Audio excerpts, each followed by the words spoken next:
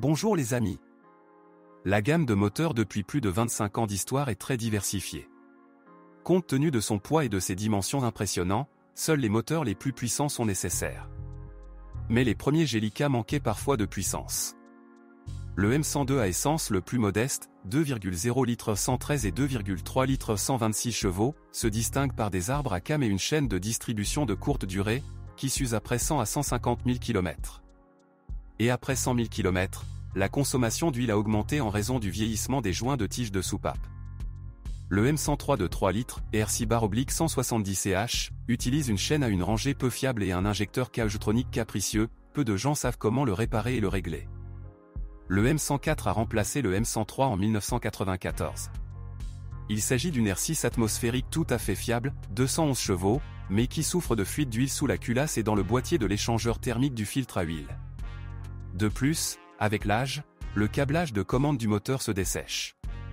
Des cas isolés de réparation majeure surviennent parfois après 500 à 600 000 km. En 1998, la M104 est remplacée par la M112 V6/215 chevaux. Ce moteur est sujet à une consommation d'huile accrue en raison du vieillissement des joints d'huile, de l'usure naturelle du groupe cylindre-piston et d'un système de ventilation du carter défectueux.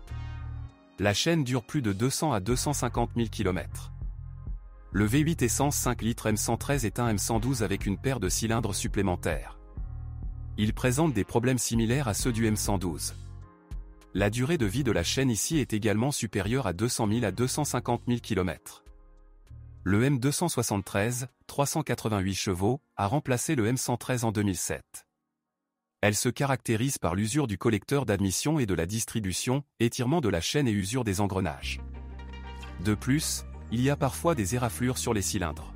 Bonjour les amis, vous cherchez une voiture d'occasion, vous devez prêter attention au site web carm.pro. Carm.pro est grand catalogue de voitures, moteurs, boîtes de vitesse. Et le meilleur, c'est que vous pouvez trouver des informations sur les pannes de n'importe quelle pièce, complètement gratuit. Allez sur le site web carm.pro et découvrez tous les éventuels points faibles des voitures d'occasion.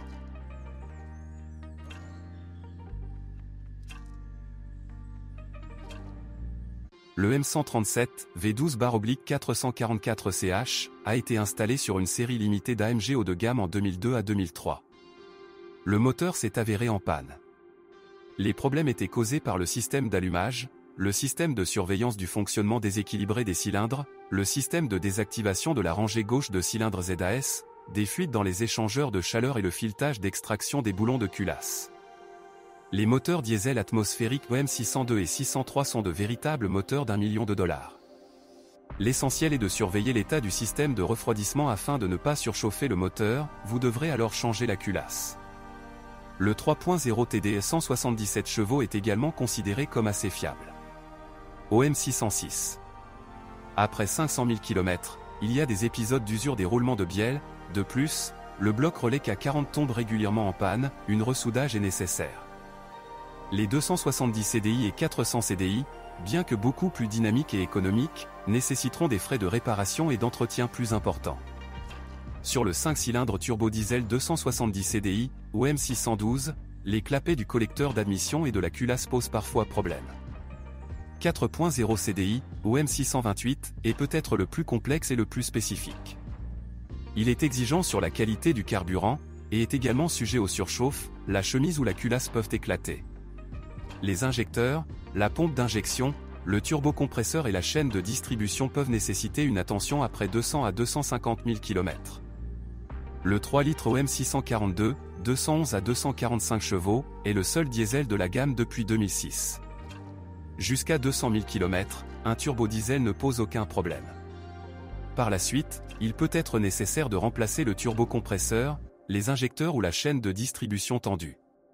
Parfois, le collecteur d'échappement s'effondre, dont des morceaux endommagent les aubes de la turbine.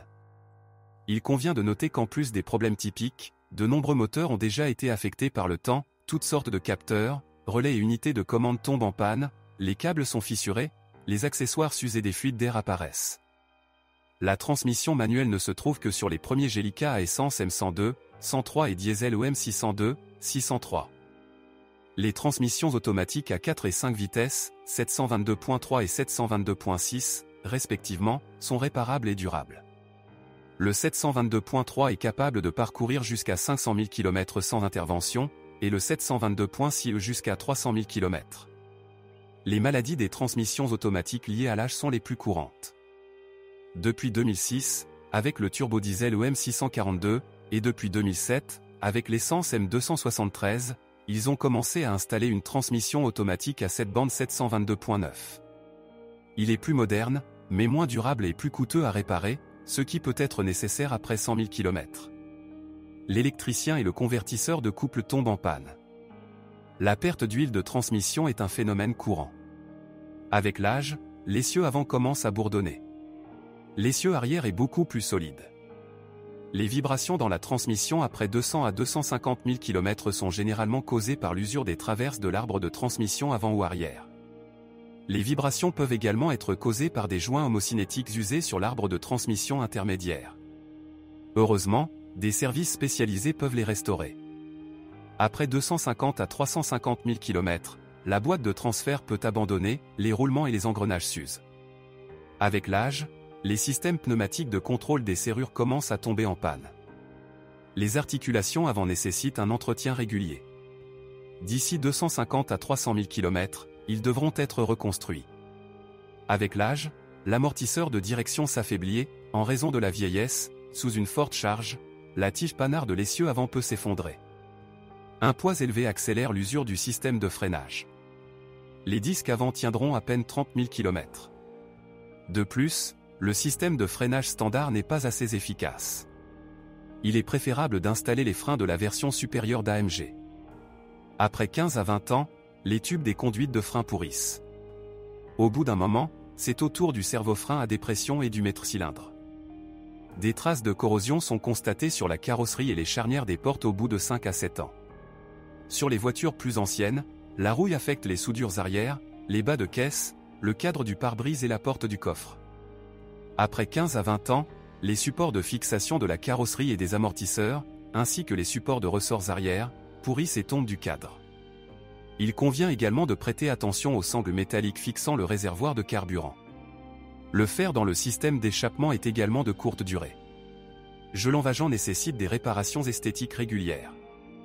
Souvent, le toit ouvrant ajoute également des problèmes, il commence à fuir. Il est nécessaire de nettoyer périodiquement les canalisations. De nombreux propriétaires se plaignent du manque d'efficacité de leur système de chauffage.